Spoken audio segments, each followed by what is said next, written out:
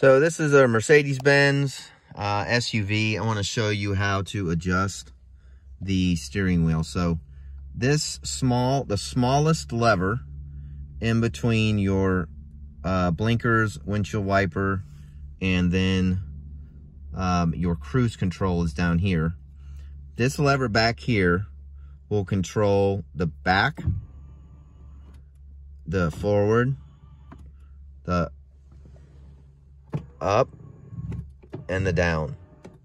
So it's not difficult, but a lot of people don't know what this little lever is for.